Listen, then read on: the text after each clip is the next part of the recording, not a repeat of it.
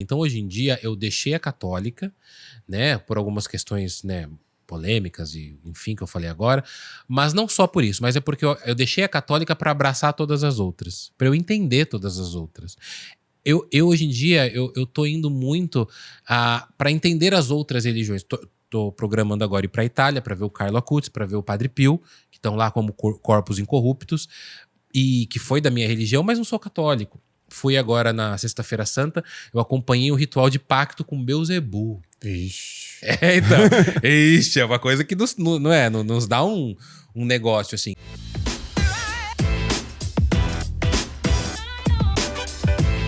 Você lembra qual foi o primeiro terror que você assistiu? Cemitério Maldito, de 1989, que é o meu filme. Inclusive, conheci pessoalmente o Miko Hughes, que é o Gage, que é o menininho que é atropelado pelo caminhão. É um gato, tá um gato hoje em dia. Que, né, não me quis. Acho que é hétero, né? Coitado. Eu faço essas piadas, não tem problema não. Eu lembro de ter visto um pedaço de Sexta-feira 13, que já fiquei meio assim. E depois, um belo dia, na casa de um primo, eu assisti Faces da Morte 3. Então, mas Faces da Morte é perigoso, né? Faces da Morte... Mas falaram que é mentira, né? Que tem muita coisa de mentira lá. Eu não dormi, cara. Foi muito tenso, assim. Aquelas mortes explícitas, né? Expostas e tal. Pra mim, eu tinha 8, 9 anos. Eu também. Eu aluguei com uma prima minha, Fabiana, lá de Sorocaba. A gente falou, vamos alugar Face da Morte? Vamos. Quando eu vi, eu falei, gente... Não é o que eu quero fazer. Não é o que eu... Não falei isso no momento, mas eu pensei, tipo, não gosto. Era muito real, né?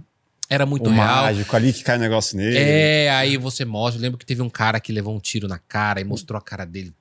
Que tentou pular do prédio. Teve um que eu vi que era tipo uma galera dançando, tipo vários homens dançando, tudo barbudos, assim. Aí tem um senhor com barrigão, assim, aí enfia uma lança dentro dele, assim, passa aqui. E aí ele começa, tipo, ter muita dor e o pessoal começa a instigar ele a dançar. Teve um que era pessoas que foram atropeladas por um trem e sobrou só pedaços, aí eles mostravam os pedaços, assim. Aí quando eu vi, eu falei, tá bom. Não é o que eu gosto, não é o que eu quero. O que eu quero mesmo é o terror bonito, lúdico, aquela casa assombrada, Goosebumps, sabe? Pra dar medo também. Por exemplo, eu gosto muito... você falou do Cemitério Maldito. Eu gosto muito de Cemitério... Você falou não, né? Você perguntou, eu falei do filme. Eu gosto muito de Cemitério Maldito porque ele mexe com as nuances do que eu trabalho, que é a morte. Se você for ver o filme Cemitério Maldito, né, que vem da obra Pet Sematary, do Stephen King, né, ele é um drama, na verdade, porque ele fala de um cemitério onde você enterra animais de estimação e as crianças não sabem lidar com a morte. Então as crianças têm o quê? Tem gatinhos, tem cachorrinhos, elas amam os cachorros, os gatos. Então, o primeiro sintoma de amor de uma criança talvez venha pelos animais, né? O amor genuíno. E quando esses animais morrem, elas não entendem. Criança não entende morte. Ela vai entender com o tempo, mas no momento ela fica, foi pro céu? Foi pra onde? Então o Pet Sematary, o Cemitério Maldito, ele trabalha com a morte e aí ele faz ali o quê? Um cemitério bonitinho, lúdico de animais, para as crianças entenderem. Só que aí falam, muitas crianças não entendiam a morte. Então os Micmacs, que eram uma tribo indígena, constroem um cemitério, eu brinco, né, que eles untam aquele cemitério, jogam magia naquele cemitério para que quem foi enterrado lá volte à vida. Por quê? Porque muitas das crianças não estavam conseguindo viver mais sem seus animais. E aí esses animais eram tirados desse cemitério comum, enterrados lá e voltavam. Só que voltavam meio... E aí o que acontece? Por que eu falo que é um drama? Porque as pessoas começam a falar, bom, se o animal volta, uma pessoa também pode voltar. E aí começam a enterrar pessoas e as pessoas começam a voltar de maneira estranha. Para mim, o principal foco do meu trabalho é essa volta da morte. Tanto que eu tenho vontade já falei isso em vários podcasts para mostrar que a ideia é minha, se alguém copiar. Mas eu tenho vontade de escrever um livro que as pessoas começam a voltar da morte do nada e não falam para onde elas foram. Porque você imagina, absurdo, imagina uma pessoa que morreu da tua família, um dia chega lá, máfia, tudo bem? Voltei. Mano, tipo, a gente entra em parafuso. Com certeza. Então, assim, Cemitério Maldito é um drama pra mim, porque você vê que as pessoas começam a enterrar pessoas que fazem falta pra elas. O animal fica em segundo plano. O que fica em primeiro plano é o drama de você perder alguém. Porque a gente fala assim, não, imagina, quando eu quero que alguém morra, eu quero que a pessoa siga a luz, depende da crença. Mas, cara, no momento da dor que a gente tava falando agora há pouco, a gente perde alguém que a gente ama demais. E se a gente souber que tem um cemitério que faz essa pessoa voltar do jeito que for, a gente não vai pensar duas vezes. A gente vai entrar na loucura. Que o pai do filme, né, faz isso. Ele entra na loucura. Ele desenterra o filho dele porque ele não aceita o Gage morto e ele vai, pega o filho dele, tira do cemitério, enterra nesse lugar e o menino volta do jeito que vocês já viram no filme, né? Eu fiz recentemente um episódio de experiências de quase morte com o Alexandre. E fiquei me perguntando, né? Cara, como que seria se todos soubessem o que tem depois da morte? Ou se tem, né? Se tem algo além da morte. Durante o episódio, ele fala assim, cara, não é tão ruim morrer. E eu falei, pô, isso aí é meio perigoso falar, né? Porque você pega alguém mais depressivo já tá pensando, e já tá, então puta, bom, tá então. tudo ruim aqui. É. Você já pensou o que tem depois? Não, é todo dia. Eu deito no meu travesseiro, eu penso duas coisas. Como eu vou tirar uma foto com a Britney Spears e o que tem depois da morte. São duas coisas que eu penso demais. Cara, é o que leva a minha vida. Eu falo que a minha lápide vai estar escrito o seguinte: não chorais por mim, que eu estou matando a maior curiosidade que eu tinha em vida, o que tem depois da morte.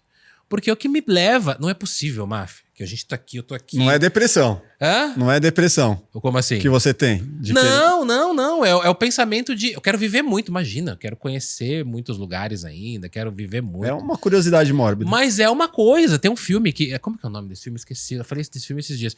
Que o cara, ele tem tanta curiosidade que aí ele descobre que depois da morte há a vida e ele descobre uma forma de voltar. Tanto que os amigos dele congelam ele e tal. E ele fala, não, então eu quero morrer. Se tivesse esse experimento, eu ia falar, não, vamos, mas eu quero ter certeza que eu vou voltar. Eu quero ter certeza que eu vou voltar. Porque eu não quero ter certeza que eu não vou voltar pra falar como que é lá. Porque, por exemplo, é o Alê, né, que você falou que falou isso, que morrer não é tão ruim. Cara, mas isso é uma crença. Ninguém sabe... Ô, Márcio, ninguém sabe. Ninguém sabe. Ninguém sabe. Ah, mas Jesus ressuscitou. Mas Jesus, ele ressuscita dentro de uma crença. Por exemplo, eu não acredito que Jesus ressuscitou. Para mim, Jesus morreu, foi enterrado e se desintegrou como qualquer outra pessoa. Desintegrou, né? Se decompôs como qualquer outra pessoa. Os deuses que ressuscitaram, cara, não, isso é tudo crença. Depende de qualquer pessoa. Uma pessoa acredita que Jesus ressuscitou, beleza. Então, pra você... Alguns acreditam você que trabalha. a história de Jesus nem existiu, né? Como tem gente que traz isso e alugou um apartamento na minha cabeça. Jesus nunca existiu. Eu falei, gente, eu sempre trabalhei com a ideia de Jesus, porque eu fui católico durante muito tempo da minha vida. Mas hoje em dia eu tô pra jogo. Eu tô assim... Tá, nunca existiu? Vamos estudar isso aí. Vamos ver se... Não é ateu também, né? É agnóstico. Não, eu tô no meio. Eu tô no meio. Eu acho que ser ateu é muito agressivo. Agnóstico é que tá em cima do muro. Porque ali, se não eu sabe for se ateu... Eu brinco que eu tô caminhando pra um ateísmo igual eu caminho pro vegetarianismo. É muito difícil. Eu sei que eu não vou conseguir ser vegetariano. Eu adoro carne. Então também eu sei que eu não vou conseguir ser ateu. São dois caminhos que eu vou continuar radical. caminhando. É muito radical. E talvez não é porque eu não consiga ser ateu. Mas eu acho que eu não quero ser ateu. Eu quero ficar ali no meio. Porque, gente, pode ter algo. Máfia, eu tô aqui bonitão, gatão, maravilhoso. Vou morrer um dia, vai tudo isso embora? Não acredito nisso, mas até o que a gente tem de prova é isso, né? Falam que até pra ser ateu você tem que ter muita fé, né? Você tem que ter muita fé que não existe nada pra falar, porra, não existe. Mas já existe, né? Porque a gente fala assim, por exemplo, eu não sei se eu acredito, igual eu tô falando, né? Sou agnóstico, eu não sei se eu acredito em Deus. Eu não sei se eu acredito em Deus, no diabo.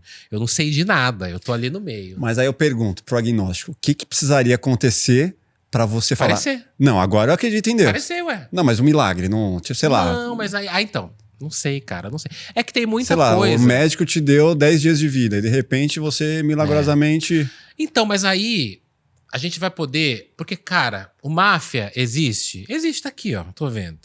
Deus precisa aparecer. Eu falo, quando eu morrer, se ele existir, ele vai falar assim, aqui, ó, seu agnostiquinho, eu existo, viu? Me dá um abraço. Aí é isso. Aí eu vou falar assim, ótimo, Deus? Te chamo de Deus? Vamos fazer uma reunião.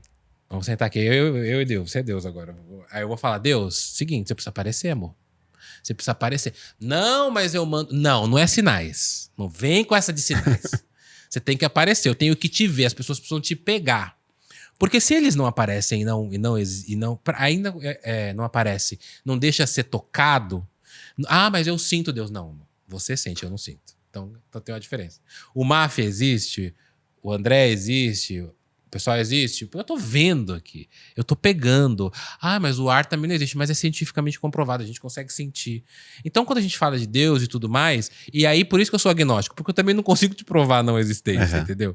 Mas você nunca passou por uma situação de algo que você fala assim, não sei mais o que pedir. Passei, mas hoje em dia eu atribuo como cabeça. Quando eu era da igreja, quando eu era católico, eu participei muito de grupo de jovens,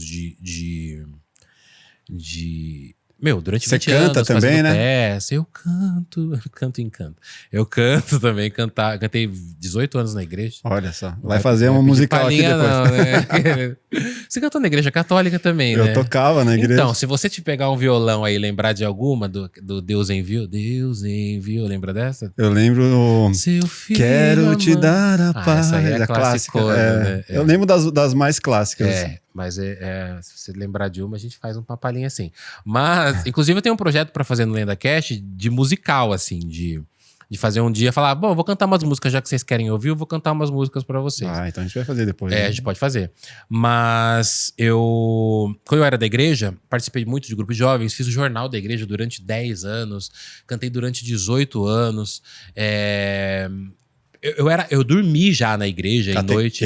Catecismo. Fiz catequese, dei perseverança, fiz crisma, ajudei no pós-crisma depois e tal. Então eu fui realmente inserido dentro da igreja católica. E a religião católica... A religião não, né? Mas essa vivência foi ela que aflorou em mim o meu lado artístico. Porque eu fazia peças de teatro.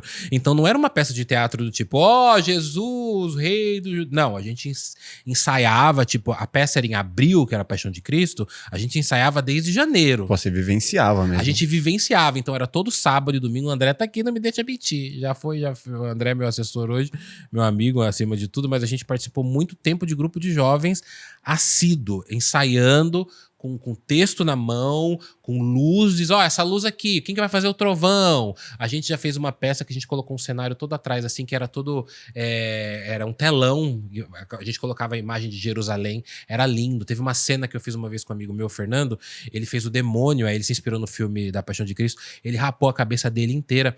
A gente fez uma cena toda dublada, que a gente só precisava mexer a boca, e aí ficou lindo. Então era a rua, eu tenho fotos pra comprovar isso, tenho vídeos, inclusive.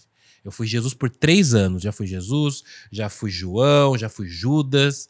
Só não me deixaram ser Maria Madalena, mas um dia eu serei.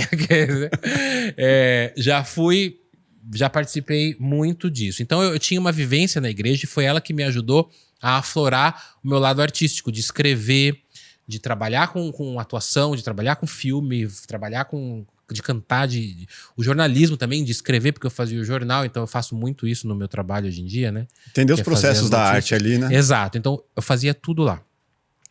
E uma vez eu tava falando agora do lado espiritual, né? Eu tava no retiro e eu já tinha feito crisma, eu já tinha feito catequese, eu ajudava na crisma, então eu queria muito me doar à igreja. Eu já pensei em ser padre, passou na minha cabeça.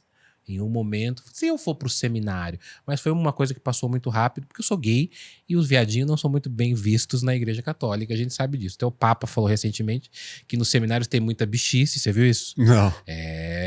Foi e até teve que pedir desculpa. Então, a igreja católica precisa tomar cuidado com a homofobia aí. Não só a igreja católica, mas todo mundo, né? Mas enfim. E essa foi uma das coisas que eu saí da igreja, né? Porque eu falei, não tem discussão. A igreja não quer saber de gay, também não quero saber da igreja. Mas... Isso desencantou. É uma das coisas, né? Mas aí eu falei, eu entendi que eu não preciso de religião, não preciso acreditar em nada. Aí eu falei, bom, vou seguir minha vida. E é muito mais legal assim. Mas uma vez eu tava num retiro do pós-crisma, ajudando o pessoal lá. E aí eles estavam cantando aquela música, como é que é?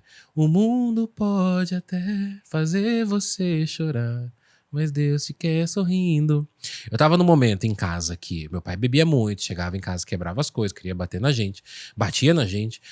Eu não era assumido, porque eu não podia falar com ninguém, eu não podia, né? Então eu tava num momento muito vulnerável em casa. Eu tava saindo com um monte de cara, sem me proteger, sem usar camisinha e tal. Então eu tava me sentindo muito sozinho. E aí nesse dia, eles cantando essa música, eu me lembro que eu ajoelhei E aí eu comecei a pedir perdão por tudo, assim, né? Por, ai, Jesus me perdoa por eu ser gay, eu não quero mais ser gay, é um pecado, eu preciso contar pra minha família que não sei o quê. Nossa, meu brinco de cruz tá quase caindo aqui, ó, um sinal do universo. E aí eu tava muito vulnerável. E aí eu me ajoelho no chão e aí eu começo a deitar no chão, assim. E aí foi nesse momento que eu senti a presença muito de Jesus, assim. Eu consigo ver a presença, assim. Se eu fechar o olho, eu consigo ver a presença dele de branco, que é o Jesus do caderno, né? O É o clássico. Jesus clássico. De Do olho cabelão, claro, bonitão. o Henri Castelli, né? Que fez Jesus uma vez no filme do Padre Marcelo. E aí aquele Jesus, eu comecei a imaginar, e a menina cantava, e aí eu comecei a chorar tanto que eu tremia, tal. E foi, se eu fosse religioso hoje em dia, eu ia falar que era o meu momento de conversão, né? E aí foi nesse momento que eu me entreguei mesmo, assim. Eu lembro que tem uma ministra, Rita, um beijo, Rita. Ela falou assim, veio uma amiga minha, que ela viu que eu tava muito desesperado, muito chorando, muito tremendo, meus ombros tremiam. E aí essa minha amiga veio me ajudar, ela tirou minha amiga e falou, deixa, ele está com Jesus agora, tipo, se encontrou, é um momento dele. Achei aquilo muito bonito. E foi um momento que eu fiquei, eu juro pra você, eu fiquei uma meia hora ali, abaixado, chorando, em profundo, eu e eu. E aí o povo começou a chorar junto. Quem tava cantando, tava chorando junto. Minha amiga Mariana que tava cantando. Eu lembro de tudo, lembro de todo momento. E não era uma igreja, era uma escolinha que a gente fazia retiros. E aí você fala assim, tá vendo? Baita experiência. Você foi curado nesse momento. Você foi Jesus. Jesus te viu, te curou nesse momento. Só que durante muito tempo eu acreditei nisso. Só que foi passando o tempo, eu fui entendendo que eu tava numa época muito vulnerável. Por isso que muita gente entra pra igreja de maneira muito inocente, muito vulnerável, e ela fala, Deus me curou. Porque às vezes a gente não tem acolhimento dentro de casa e tem numa religião, numa igreja, de pessoas que ajudam. Uma comunidade, e aí, numa né? comunidade, que foi o que aconteceu comigo. Mas hoje em dia eu atribuo a quê? Era eu me perdoando. Não era Jesus, era eu. Porque a questão não é Deus perdoar a gente, ou Jesus, ou qualquer outra pessoa. É a gente se perdoar, é a gente se encontrar, a gente se entender. Se reconhecer, né? Se reconhecer, né? É muito clichê falar assim, a gente tem que se conhecer. Mas, cara, é muito difícil se conhecer. É muito difícil se conhecer você e você saber o que você gosta, o que você não gosta, quem você é, quem você não é. Até pra você se moldar, né, como ser humano. Então, hoje em dia, eu prefiro... a minha cabeça foi entendendo que não era Jesus ou era uma força espiritual, era eu. Então toda força espiritual, quando alguém me pergunta, você não teve uma relação sobrenatural? É tudo aqui, ó. Tudo aqui, ó. Tudo aqui. Tudo aqui. Se perguntar pra mim, já teve alguma questão sobrenatural com fantasma? Já tive também. Mas hoje em dia eu atribuo, porque eu fiquei com muito medo, tudo aqui. Mas tem gente que não quer, que eu quero atribuir a tudo aqui. Mas tem gente que não quer, fala, não é só aqui, Daniel, é o a mais. Beleza. Você quer atribuir que é a mais? Eu não quero. É porque é um pensamento de muita razão, né? Tudo aqui eu posso controlar. Sim. E aí, às vezes, você fala, puta, perdi o total controle da situação. Mas eu não tenho essa ideia de que eu posso controlar tudo. Você não tem a ideia de que você pode controlar o seu psicológico? Não posso. Eu e meu psicológico, a gente vive em constante... Calma, vamos entender. Eu sou a pessoa que eu paro em casa sozinho e falo, qual que é o drama? Porque às vezes eu tô com mal, tal, aí eu paro e falo, peraí, qual que é o drama? Aí eu vou me escutando na mente, né? Porque meu psicólogo falou que eu não sou doido, viu, gente? Ele falou que a gente tem várias vozes que a gente ouve dentro da cabeça. Então eu converso com essas vozes. Tá, é isso? Tá, isso aqui a gente pode resolver. Então eu fico mais conversando comigo mesmo, porque nós somos esse mistério, né? O alfa e o ômega que eu acreditava ser Deus, hoje em dia eu acredito que somos nós. Nós somos o alfa e o ômega. Nós somos o início e o fim para a nossa vida. Porque você para pra pensar, Máfia, que é tudo sobre nós? Você não pode controlar a outra, é tudo sobre você, cara. Sim. Você pode controlar só você. Você pode falar só sobre você. E é o que eu tô fazendo, tô falando sobre mim.